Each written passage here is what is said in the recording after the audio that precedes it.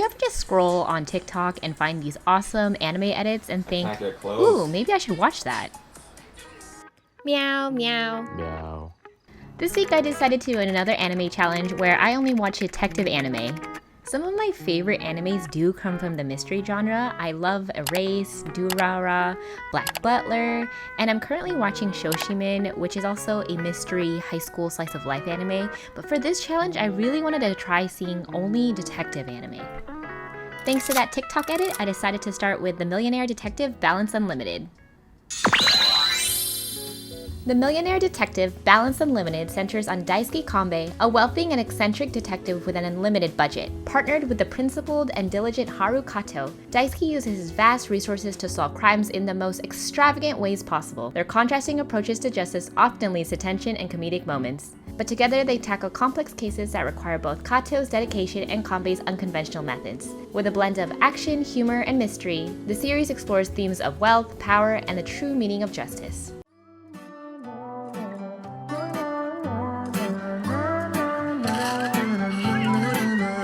Make a movie. I'll pick you up, we'll go eat sushi. Or we'll go downtown. With our best moves we can boogie.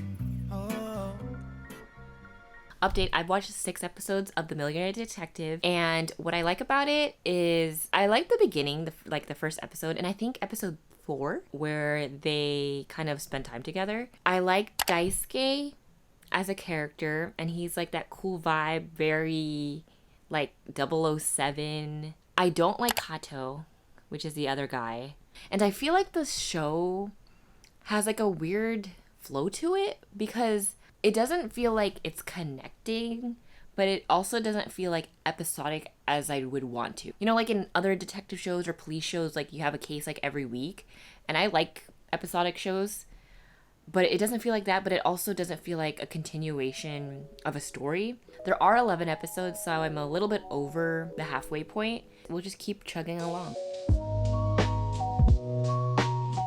It is Monday, and I have some updates from the weekend of watching. I finished The Millionaire Detective. Overall, it was enjoyable, but I think I had high expectations for it. Maybe it's the TikTok edit, but it was...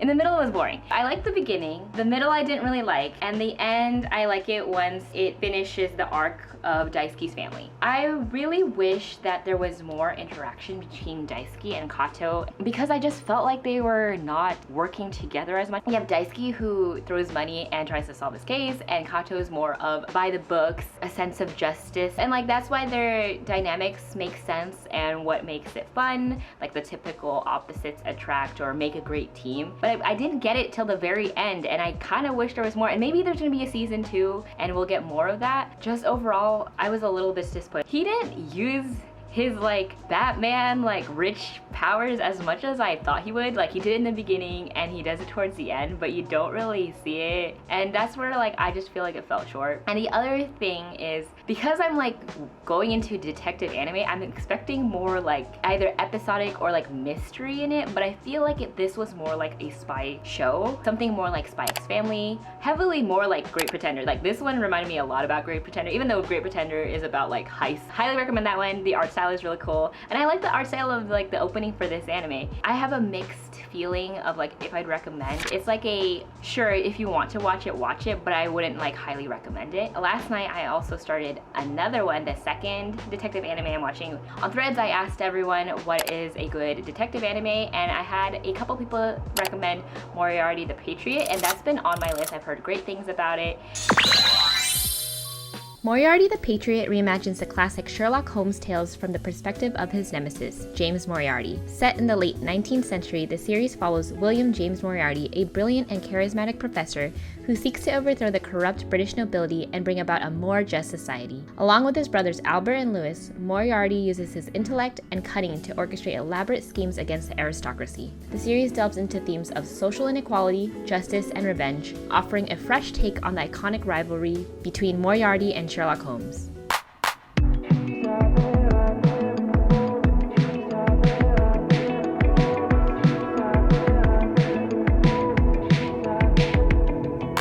Living under mama's skirt, so she would never get Did I just meet Sherlock Holmes? Is this Sherlock Holmes? Wait, let me show you.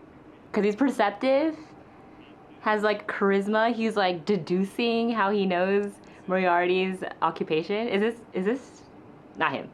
That's Moriarty. But is this Sherlock? He looks a little batty. Oh, it's him.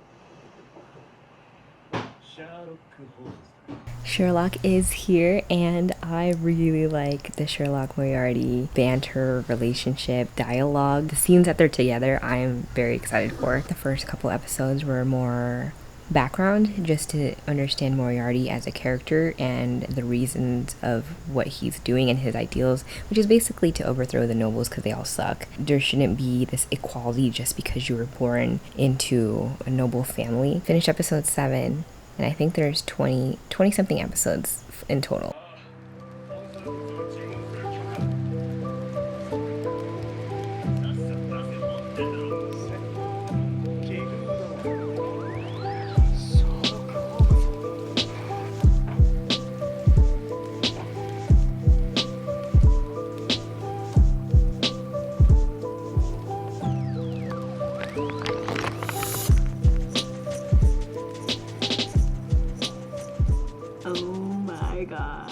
I just finished episode 14 and it is so good. Moriarty the Patriot has a part 1 and part 2, and I think when it originally aired, part 1 had 11 episodes and then they took a break, and then the other second half, let me tell you, it is exactly what I'm looking for in a mystery detective anime, which makes sense because it's Sherlock Holmes, like the greatest detective story like ever. But what I think I like about this one is they really develop Moriarty, hence Moriarty is the name of the entire anime, but it's still doing a good job having Sherlock as a great main character, especially in the second half. It really is kind of more like a Sherlock Holmes story. We have this villain who's just well developed because of the backstory we got. We got introduced to Irene Adler, and when she said her alias was gonna be James Bond, I was like, damn girl, like, makes sense. Like, I am just so hyped. Jack the Ripper.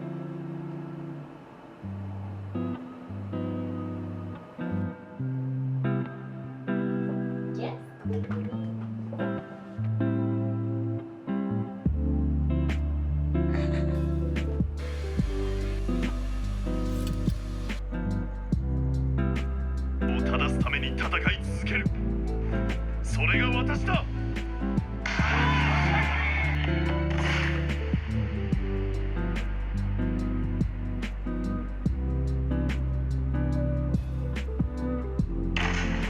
I just finished the arc called, I think it's called White Knight, and it has Mr. Whiteley, who is a politician who ends up being basically Two-Face from Batman, this White Knight who's all for justice, who ends up taking the dark side because of circumstances, aka their loved one basically gets killed. And in the back there's obviously the big bad wolf, bad character, who wanted our White Knight to spiral into the devil. And I have only 3 more episodes, but I am loving everything about this. This has that political mystery. I get why people recommended this one. The great Sherlock Holmes did not know his partner was dating.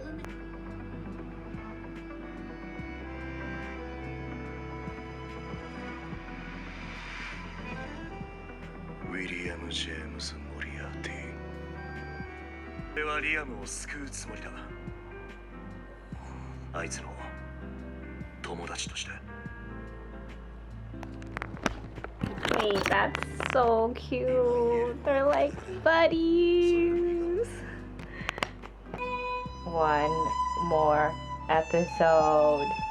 Yesterday, I did finish 2 of my detective animes. One is Moriarty the Patriot, which is the one I've been watching by myself, and I loved it. I loved the story, I liked the characters especially, and I think the art was good. It gives that like back Butler kind of more sharper features and a little bit darker in tone because it makes sense for the time period it is and the type of story it is. It's a little bit more serious. I am a big fan of Sherlock Reimagined. I really like Benedict Cumberbatch's Sherlock. It was nice to get this version in an anime form, but also on top of that, we usually don't get like the Moriarty side. You just know he is Sherlock's nemesis. Here you see the political side of the story. I just loved it. I like how we have more gray kind of characters. It's not all black and white. These two geniuses are just so fun to watch. Sherlock and Moriarty's relationship is definitely my favorite, just from the very beginning when they meet on the boat to the very end. And in order to fulfill the ideals of bringing together the nobility as well as the commoners, Moriarty wanted Sherlock to be the one that ends his life. And Sherlock doesn't want to do it. At the London Bridge, when they fall, when Moriarty just lets go and you're like, oh my gosh, he's just gonna go by himself. But then you have Sherlock who jumps down with him, and it is just like bromance to the T.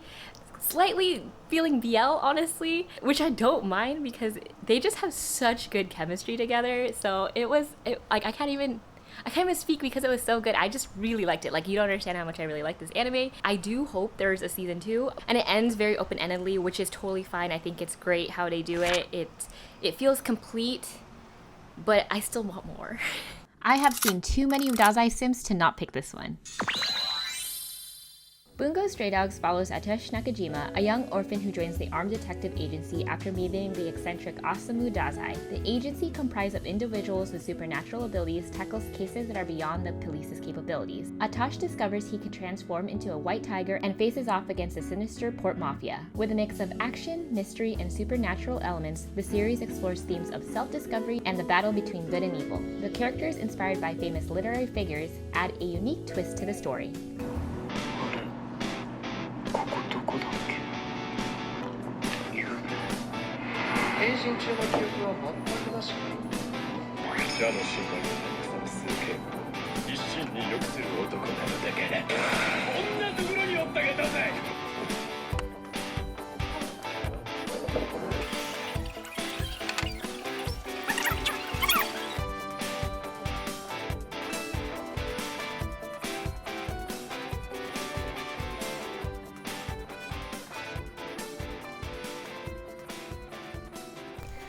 I understand the Dazai hype. And for the second anime, Bungo Stray Dogs, I thought it was Bongo Stray Dogs for the longest time, but it's Bungo Stray Dogs, I believe.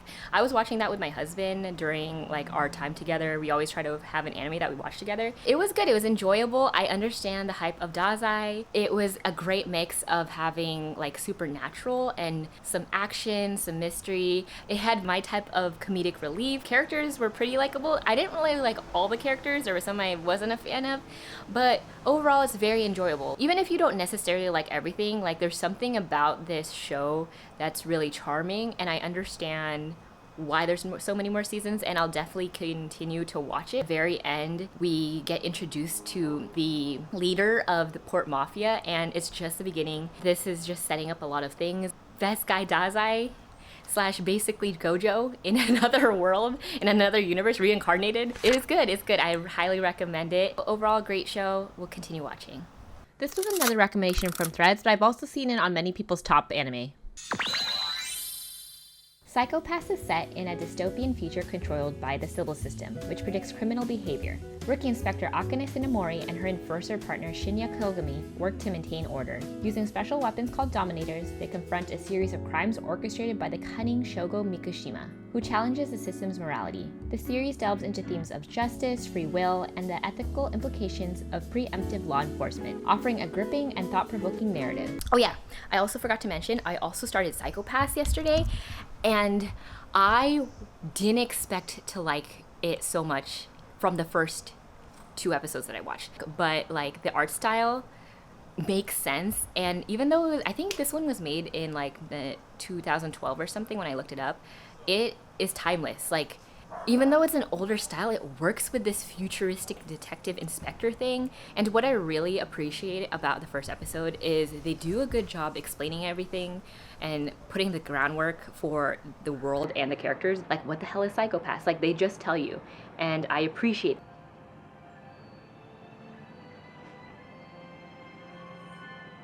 Okay, can we have that, like, in real life? そちらに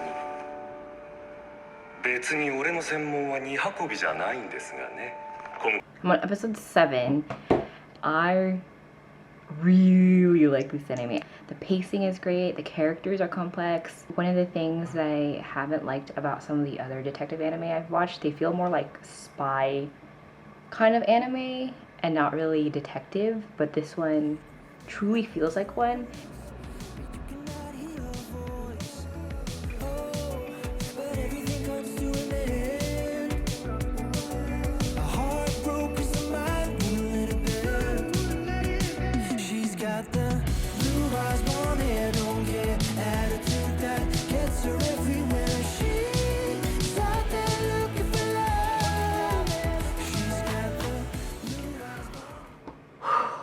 So I just finished episode 11 and I just need to kind of take a break because I'm still trying to cope with what just happened. I just finished the arc where Akane, our main lead, her friend Yuki is taken by Makishime. He's been the villain who's been manipulating all the rest of the murders, and Akane is about to save Yuki, but she's faced with a moral dilemma. The gun that they have, it only works if your psychopath is high enough. The problem is Makishime's psychopath isn't high. When she's about to use the gun is basically saying, oh, he's fine, he's normal, we'll be on safety lock instead. Makishime, with his messed up brain and love of just cruelty and savagery, wants to put her to a test. He gives her a real gun and says, you either kill me or your friend dies. She is in this moral dilemma.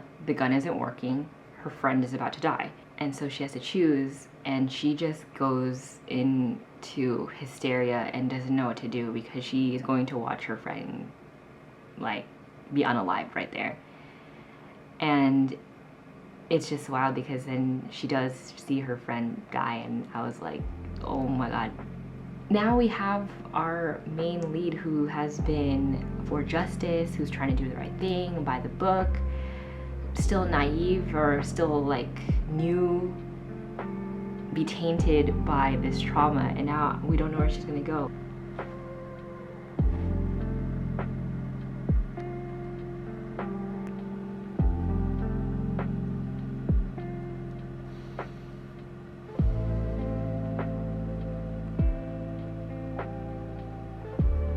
Good morning, it is the next day and I finished watching Psycho-Pass season 1. I loved it so much more than I thought I would. Kogumi didn't really surprise me. I expected him to be that cool guy who is doing the right thing or has been jaded because of something in the past. Akane really surprised me. I thought she was just gonna be a naive kind of damsel in distress, kind of ditzy character, but she grows so well. She sticks to her ideals and understands why she has to continue helping the civil system, but she doesn't just take it. She negotiates and tries to work it out and understands how the civil system works, because she knows without it at this point in time, society would fall apart. But you'll have Akane who works within the system, whereas Kogami is working outside, and I just can't wait to continue watching. The villain. First of all, white-haired villain, can't not love him. Like, good looking character design. He is that villain where he's kind of right, but he's doing everything wrong, killing people, but like I get why he's doing everything. And the very end of the series reminds me so much of 7 Pounds with Brad Pitt. You don't want our main lead guy to kill, but at the end of the day he does, and it's gonna change him. And even our inspector mentor and his dad, and in the end scene where the dad saves the son and the son's coefficient ends up making him a lenient criminal, so he's gonna be an enforcer instead of an inspector. But I think I'm going to like him more as that, because I feel like he was so distraught as an inspector and I felt so bad for him. Psycho-Pass was exactly what I was looking for, the mystery detective anime, like in action. Like, it had exactly what I wanted. I think doing this challenge I realized like my expectations for detective anime, and I am so glad I did it in the order that I did. Like, Millionaire Detective was great. It was like easy, but it was more of a spy feeling kind of story than really a detective show. And then we have Bongo Stray Dogs with some like supernatural that was like lighthearted, and then Moriarty the Patriot where we have one of the best detectives, but that also has something political. And then this just rounds it out at the end, something political and detective-y, and in the future. So watching these different animes in the order that I did was great to just see the different ways that detective and mystery is taken in this medium, and I think I do like it in that order actually. Millionaire Detective was my least favorite, followed by Bungo Stray Dogs, and then Moriarty the Patriot, and my favorite was Psycho Pass.